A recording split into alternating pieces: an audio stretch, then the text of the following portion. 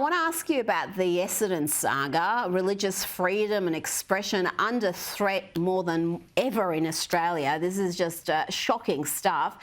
Andrew Thorburn has a strong case for unlawful dismissal, if you ask me. I'm no lawyer, but just having a look at what some of the employment law experts are saying, he basically was asked, Alex, to choose between his job and his role as chair of his church group.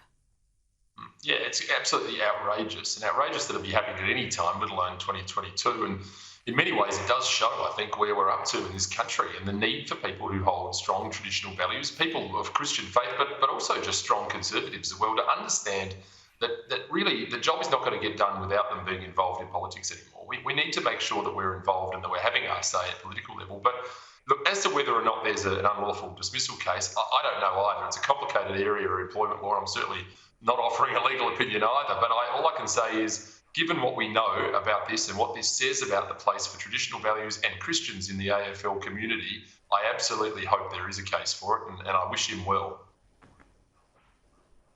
And I think AFL members can make their own decision about whether they want to financially support an organisation that perhaps doesn't have much respect for their belief system. Now, I want to ask you about the United Nations. We've had African and Latin American nations support China to prevent the UN Human Rights Council from holding a debate on the human rights abuses being inflicted on the Uyghur Muslims in China.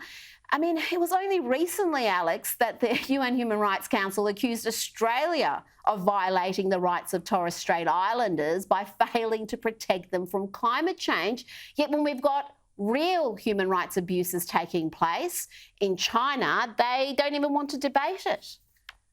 Yeah, and look, the best thing to do here is to cut straight to the chase and call it like it is. The UNHCR is a joke. It is an absolute joke. It's always been a joke. Those are many examples that have come along. And by the way, it's populated by member states, such human rights heavyweights as Bolivia, Pakistan, the Ivory Coast, Russia and the Ukraine, by the way. So imagine getting lectured to by these people, and when there actually are human rights abuses, they're so wholly owned by the Chinese Communist Party that they just back off. I mean, it's time to disband the UNHCR. It might be time to disband the UN, frankly, Rita, I reckon. Oh, I think that's a very fine idea indeed. You look at what it's achieved and what it hasn't achieved, the human rights abuses it's failed to do anything about, even debate. It really is a shameful organisation much of the time. Now, I want to ask about electric vehicles. They're apparently our future. That's all that's going to be available in a few years' time, we're told. But we know in Florida they've got the Hurricane Ian ripping through the state, and it's causing all sorts of issues with electric vehicles, the risk of exploding due to corrosion caused by water damage. And if Chris Bowen has his way, we'd all be driving around in electric vehicles. And I've had a look at the lifespan of these batteries, never mind hurricanes, just the lifespan of these batteries and the replacement cost. It doesn't make for pretty reading, Alex. No, it really doesn't, Rita. I remember in my former life, I was sitting on the Adelaide City Council back in 2014, and I was told in no uncertain terms, electric autonomous vehicles are the way of the future. Everything's always the way of the future, isn't it? We're always told by the modelling, that it's all coming. Turns out it wasn't. It was a complete furphy. And why wouldn't it be? If you put aside range anxiety, the fact that you can't actually tow anything like a trailer or anything like that, if you put aside the fact that they're built by minerals that are mined by child labour, if you put aside the fact that you can't recycle them and the replacement costs, and then you throw on top of that the fact that they might explode on you in a fire that you can't put out, it's no wonder that they represent 1.8% of the vehicles sold in this country. I'm surprised it's not less. This is like the last thing you heard on a TED talk is not always the best thing to do in life, Rita. That's the mantra I go by.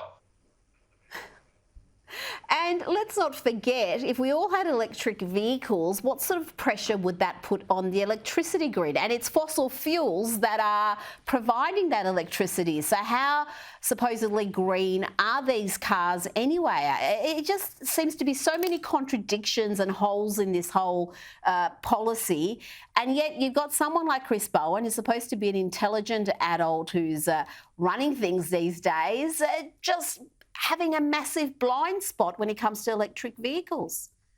This doesn't make sense. And one person who is an intelligent adult is Michael Schellenberger, who, of course, was at the CPAC conference this week, or last week, who made that exact point about California, that the actual Californians were told, don't plug in your electric vehicles at the moment, the grid can't take it. Well, there's a little glimmer of things to come for the rest of the West as well, by the way. And if you ever needed more of a wake-up call than that, but, you know, these woke councils and these woke Labor Party types of bureaucrats, they're going to force us down this path, whether it works or not. Once again, we've got to get involved. We've got to start taking our country back, frankly. Senator Antic, thank you so much for joining me tonight.